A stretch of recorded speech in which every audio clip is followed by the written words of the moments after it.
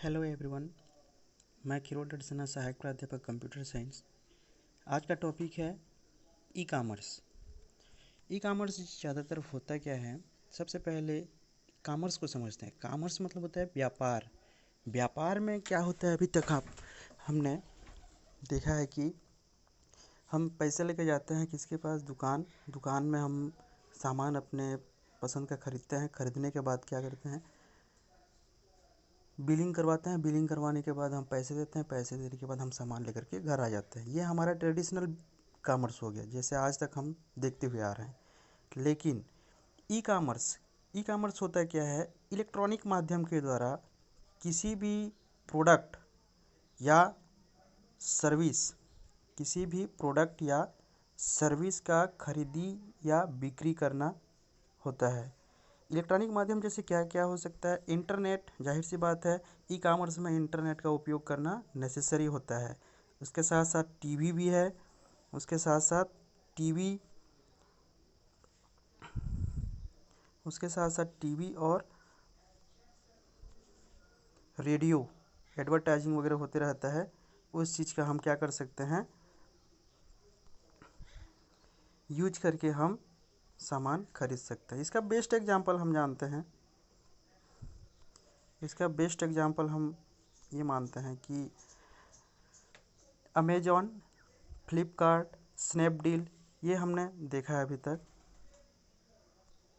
इसके बारे में हमने पढ़ा है और कई लोग क्या किए हैं, सेल भी या परचेज भी कर चुके हैं। ई कामर्स को हम बिजनेस री इंजीनियरिंग टूल्स की तरह भी देख सकते हैं, जिसमें क्या होता है, समय की बचत, टोटल कॉस्ट में कमी, प्रोडक्शन में स्पीड तथा रिलायबिलिटी आदि जैसे कई सारे लाभ हैं। अब इलेक्ट्रॉनिक माध्यम के द्वारा हम सेल या परचेज तो कर रहे हैं, इसके साथ ही साथ हम देखते हैं कि जो प्रोडक्ट है या सर्विस है या इंफॉर्मेशन है, वो किसी पार्टिकुलर एरिया में सीमित नहीं रहता है। क्योंकि हम इंटरनेट का उपयोग कर रहे हैं, इसलिए इसमें क्या होता है, पूरे वर्ल्ड वाइड पे हम किसी भी प्रोडक्ट या सर्विस को सेल या परचेज कर सकते हैं। इसके कैटेगरी हैं, 2 कैटेगरी में इसको डिवाइड किया गया है। ये टाइप नहीं है, ये कैटेगरी है। ध्यान दीजिएगा, ये जो अभी पढ़ रहे हैं हम लोग कैटेगरी है, टाइप हम बाद में पढ़ेंगे। पहले हम कैटेगरी को देख लेते हैं। इसको 2 कैटेगरी में डिवाइड किया गया है, प्योर ई कामर्स और partial e commerce. Pure e commerce में पूरा लेन देन, जितना भी ट्रांजैक्शन होगा वो क्या होगा, पूरा डिजिटल माध्यम से होगा। ठीक है, जैसे कि उदाहरण इसका है माइक्रोसॉफ्ट, सिस्को, एंटीवायरस, जितने भी कंपनीज हैं, ये अपने सॉफ्टवेयर को रिन्यूअल करने के लिए क्या करते हैं, डिजिटल माध्यम से अपने प्रोडक्ट को रिन्यूअल करने की फैसिलिटी देते हैं। साथ ही साथ online books, file sharing, email, ये सब किस में आएंगे, प्योर ई कामर्स में आएंगे। और अभी तक हमने जो यूज करते हुए आ रहे हैं, जो स्नैपडील, फ्लिपकार्ट, अमेजॉन, ये सब क्या हैं, पार्शियल ई कामर्स में आता है। तो इसका सेकंड टाइप हो जाता है partial e commerce. Partial e commerce में क्या होता है, कोई भी एक पक्ष या 2 पक्ष फिजिकल होते हैं। फॉर एग्जांपल, जितने भी ऑनलाइन शॉपिंग होते हैं वो क्या करते हैं, एडवर्टाइजिंग वेबसाइट में देते हैं और उसको सेल करते हैं। कोई कस्टमर उसको परचेस करता है तो वह क्या करते हैं, फिजिकल जो सामान रहता है उस सामान को ऑफलाइन तरीके से डिलीवरी देते हैं। तो ये हमारा क्या है, सेकेंड टाइप हो गया। ठीक है, आगे देखते हैं हम लोग।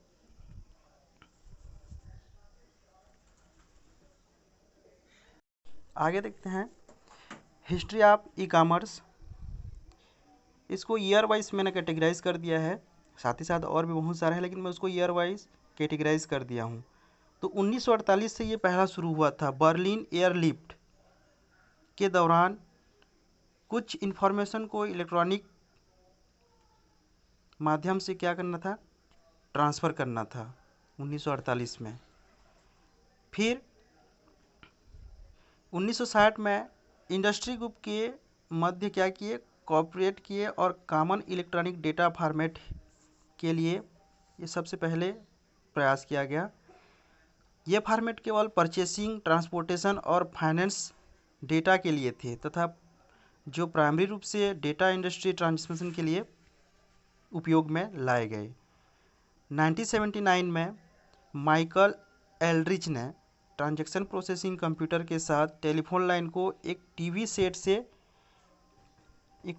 से जोड़ दिया तथा इस प्रकार से टेलीशॉपिंग का सृजन किया गया, जिसका अर्थ होता है, टेलीशॉपिंग का अर्थ होता है दूर बैठे स्थानों से खरीदारी करना। 1990 में टिम बर्नर्स-ली, जो वेब साइट के क्या हैं, डेवलपर हैं, HTML के डेवलपर में इसका क्लास मैं बता चुका हूँ टिम बर्नर्स-ली के बारे में। तो ये अपने फ्रेंड्स लोगों के साथ, रॉबर्ट कैलियू के साथ, वर्ल्ड वाइड वेब के साथ क्या किया, हाइपर टेक्स्ट प्रोजेक्ट के साथ निर्मित किया गया, मतलब वर्ल्ड वाइड किया गया इसको। सीधी सी बात एक कहा जाए तो ये 1990 में वर्ल्ड वाइड वेब में कन्वर्ट कर दिया गया। 1995 में ईबे नाम का एक ऑनलाइन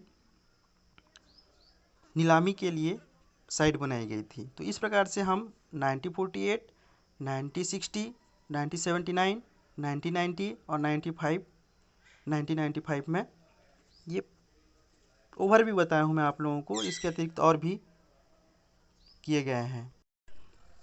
नेक्स्ट है टाइप ऑफ कॉमर्स। तो यहाँ पे आप लोगों को ध्यान देना है, ये जो डायग्राम बना हुआ है, इस डायग्राम को याद कर लीजिए, आपका टाइप बन जाएगा। यहाँ पे हम देख सकते हैं पहला बिजनेस टू बिजनेस। यहाँ पे देखिए business to business. Business to business में होता क्या है, बिजनेस टू बिजनेस में होता क्या है, एक एग्जांपल लेते हैं हम लोग। अभी तक आपने देखा है अमेजॉन, फ्लिपकार्ट, स्नैपडील, ये जो ऑनलाइन शॉपिंग वेबसाइट्स हैं, इसमें कौन सामान को सेल कर रहा है? कोई एक ऐसा कंपनी होगा जो अपना प्रोडक्ट सेल कर रहा है, जैसे रियलमी का मोबाइल हो गया, वीवो का मोबाइल होगा, उसके कोई एक कंपनी होंगे, उस कंपनी में जितने भी प्रोडक्ट होंगे उसका सेल कर रहा होगा, तो वो भी क्या है, एक बिजनेस है। बिजनेस कंपनी, बिजनेस मतलब कंपनी, कंपनी किसी कंपनी को सेल कर रहा है।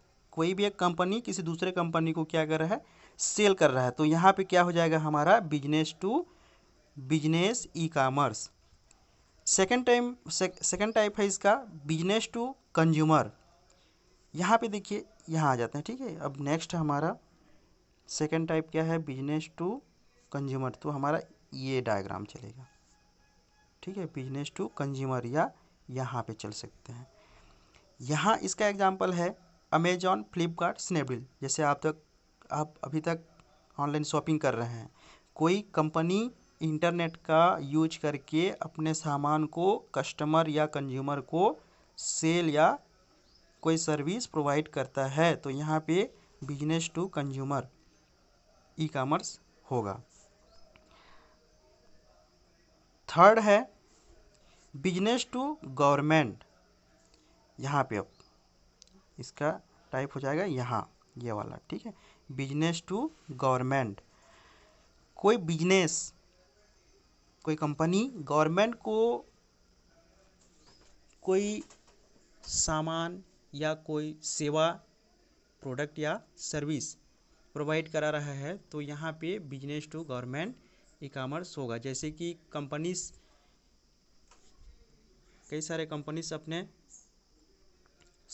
जो टैक्स हैं उस टैक्स को गवर्नमेंट को पेड करते हैं, तो जो साइट यूज होगा वो क्या होगा, business to government B2G e commerce के अंतर्गत आएगा। चौथा टाइप है इसका गवर्नमेंट टू कंज्यूमर।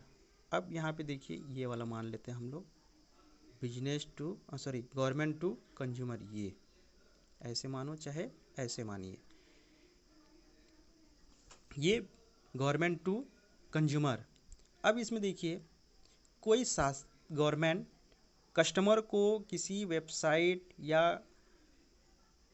इंटरनेट का यूज करके कोई सर्विस या कोई प्रोडक्ट दे रहा है, तो इसमें क्या आएगा, government to consumer e commerce के अंतर्गत आएगा।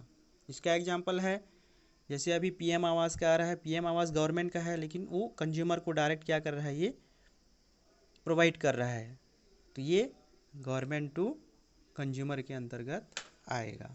इसके साथ ही साथ आधार कार्ड का है, साथ ही साथ पैन कार्ड का है, ड्राइविंग लाइसेंस का है, ये गवर्नमेंट किसको दे रहा है, कंज्यूमर को दे रहा है, सर्विस दे रहा है, तो ये किसके अंतर्गत आएगा, government to consumer e commerce के अंतर्गत आएगा।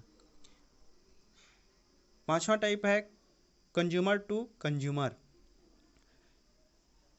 कंज्यूमर टू कंज्यूमर मतलब कोई कस्टमर इंटरनेट का उपयोग करके किसी अन्य कस्टमर को क्या कर रहा है कि वही प्रोडक्ट या सर्विस ट्रांजैक्शन कर रहा है, लेन देन कर रहा है, तो यहाँ पे क्या आएगा, consumer to consumer e commerce आएगा। जैसे OLX क्विकर, इसमें क्या होता है, OLX और क्विकर में जो सेकेंड हैंड प्रोडक्ट रहते हैं उसको बेचा या खरीदा जाता है।